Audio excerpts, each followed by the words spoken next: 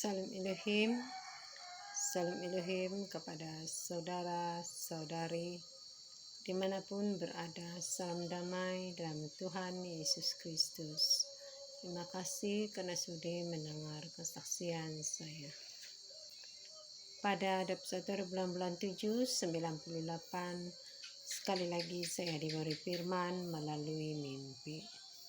Sirak 51 ayat 27 hingga 30. Saya membacanya. Lihatlah dengan mata kepala sendiri bahwa hanya sedikit saja aku berikhtiar, namun telah kutemui banyak istirahat. Belilah pengajaran dengan sejumlah perak yang besar, maka kamu akan mendapat banyak emas karenanya. Semoga hatimu bersukacita karena belas kasihan Tuhan, dan janganlah malu-malu memuji Dia. Lakukanlah pekerjaanmu sebelum habis waktunya, maka pada waktunya Tuhan akan memberi upamu. Amin.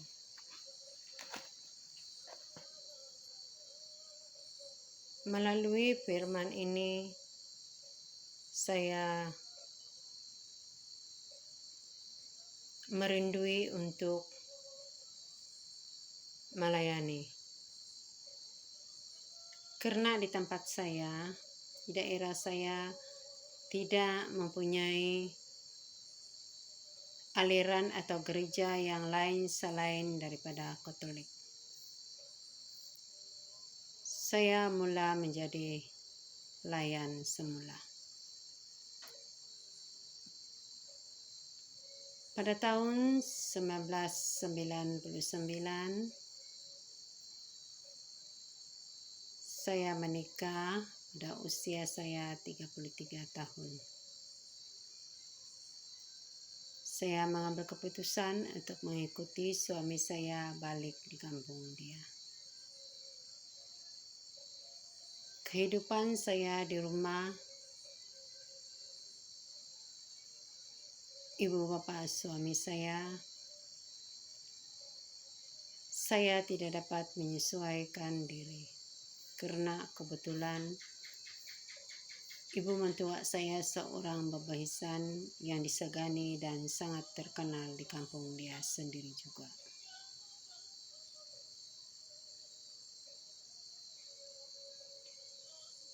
Saya lalui perjalanan kehidupan saya serba tidak kena. Karena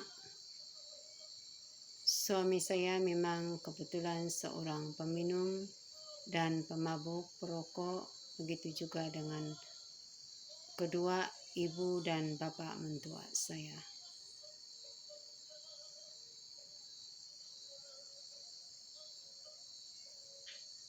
Pada tahun 2000, di mana saya hendak melahirkan anak saya yang pertama, saya telah pergi ke rumah sakit untuk melahirkan anak saya. Dokter memberitahu saya bahwa saya tidak akan dapat melahirkan anak saya dengan cara biasa.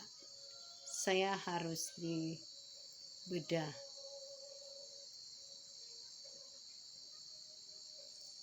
Pada masa pembedahan itu, saya dibius dengan habis badan, maksudnya tidur.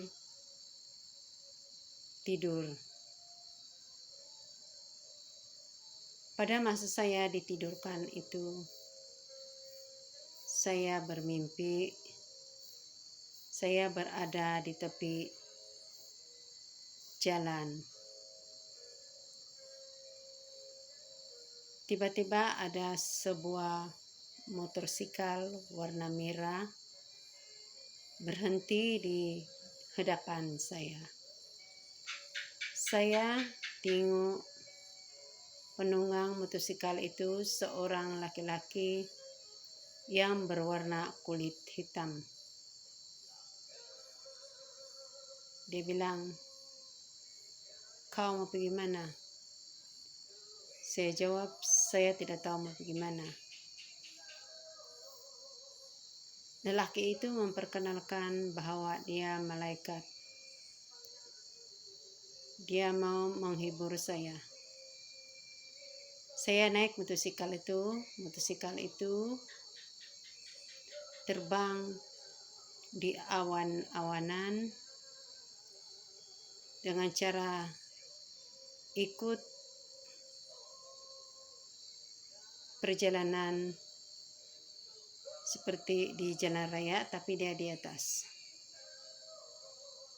Dia bilang, si Om, kau tengok di bawah sana. Saya tengok di sebelah kiri saya,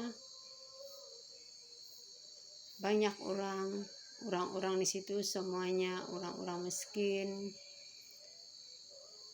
Kehidupan diorang serba sederhana dan kekurangan. Diorang makan seadanya, makan ubi kayu, dan diorang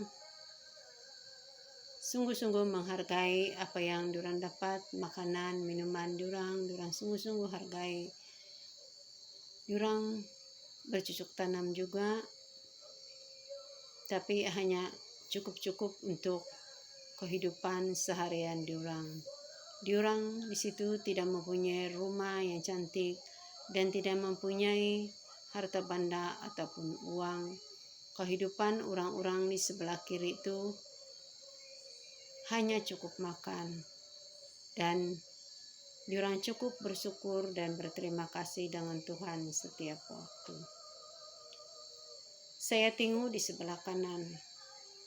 Keadaan di sebelah kanan semuanya orang-orang kaya, mempunyai makan minum yang cukup mewah, kereta dan rumah yang cantik-cantik, pakaian yang cantik-cantik.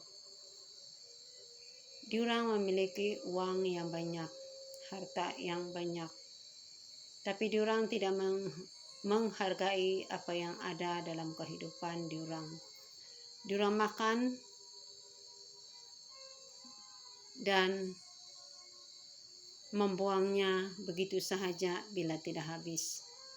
Begitu juga dengan pakaian diorang.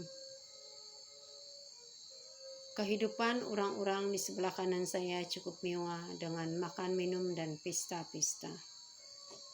Keadaan di sebelah kanan, diorang punya kehidupan sungguh mewah, sungguh cantik, dipenuhi dengan bunga-bunga yang cantik-cantik. Tidak seperti di sebelah kiri saya, rumah diorang beratapkan daun-daun rumbia atau nipah, dan diorang sangat-sangat bersyukur apa yang diorang ada. Saya merasa keseronokan ketika berada di atas motosikal itu, karena motosikal itu terbang. Hari sudah petang. Dia bilang, penunggang motosikal itu, saya antar kau balik, dia bilang. Jadi dia antar saya balik di mana tempat saya naik mula-mula, di situ juga dia kasih turun saya. Saya dengar dokter bilang, ibu bangun. Lalu saya terbangun. Saya bersyukur karena saya berjaya di bedah dan baik saya selamat dan saya selamat. Puji Tuhan, haleluya, haleluya.